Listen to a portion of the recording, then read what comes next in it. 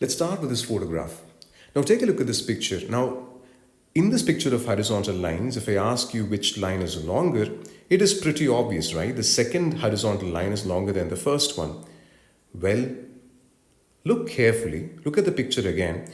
If you look carefully and think deeply, you would see that both the horizontal lines are of the same length and the first impression deceived you. Well, this book is about that, and this book is about human thinking. How at times, not at times, how most of the times human beings think wrongly. Hi, this is Gautam, and for today's book review, we'll be looking at Nobel Prize winning author Daniel Kahneman's Thinking Fast and Slow. Well, in the introductory chapters, the author introduces us to how we think, how humans think. Now, he says that there are two systems which guide our thinking. He calls them System 1 and System 2. Now, do pay attention.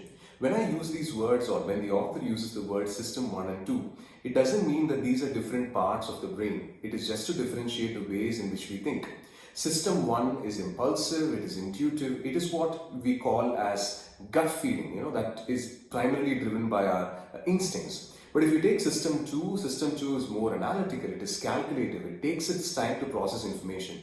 I repeat again, reading this book can actually turn upside down several long-held beliefs. Now, we know that, when human beings are emotional, we tend to take decisions which are irrational. This is a general understanding. But what author Daniel Kahneman proves is that most of the decisions in day-to-day life are actually not governed by reason, but by emotions. The author is a psychologist, and through several anecdotes, through experiments, which is not just from his own thesis and research work, but also from his colleagues, he proves that in most of day-to-day activities, even in situations when human beings should be answering and should be deciding factors based on deep thinking, we actually chose intuition, and that is why things go wrong. Through examples from research, he shows that human beings have a poorer understanding of statistics, and if a question is framed differently, he tells you that you will choose a different answer. And he also says that most of our decisions are governed by anchoring index, and at the same time, we decide based on whatever information is available. Let me give you an example which is directly from the book. Now, he just gives a simple note that if there is increase in frequency of flight accidents which get reported in newspapers, then you might decide not to fly if there is an option to take the railroad or the road.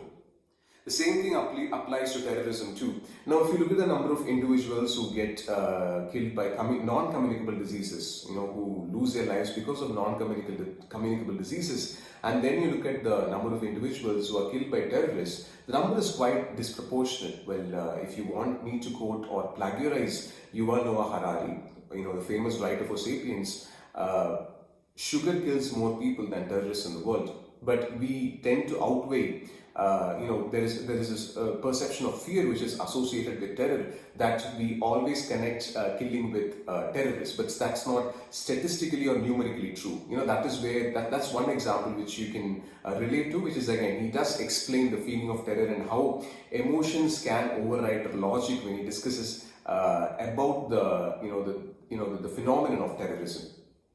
And my favorite part is a chapter on overconfidence, which tells you that we vastly underestimate the role of luck in day-to-day lives, and that we boast that things are achieved only because of our hard work. And he also shows how expertise is not true across several domains. There are certain domains in which you can trust experts. For example, doctors, policemen, maybe people who work in the fire service. There is a very good example on that.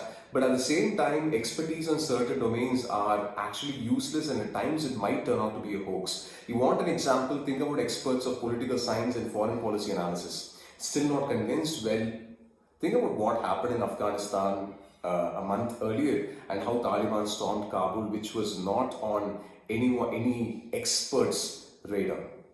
Now, if all seems nice and fine, the book actually has a weakness. Now, as I told you, it derives from research and thesis which makes the book filled with technical jargon in certain chapters, even though the author has tried his level best to communicate to it in simple terms. Number two, if you're a fast reader, you will have difficulty in reading this book because every 2 or 3 pages a question is posed to you where the reader has to think about the question, process the information, and then based on your answer, he just tells whether system 1 or system 2 is operating. And the downside is, let's say that you're 150 pages into the book, your own system 1 begins to operate and it tells you, well, the author is repeating the same thing again and again, which is strictly untrue, because if you think deeply, you will know using system 2 that he's talking about very fine and specific parameters which differentiate which are different from each other. But the problem is it is tiring beyond a point of time. You are able to connect and find similarities, and that is the challenge in reading this 418-page book.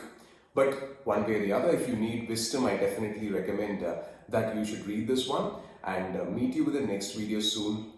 Bye for now. Happy reading.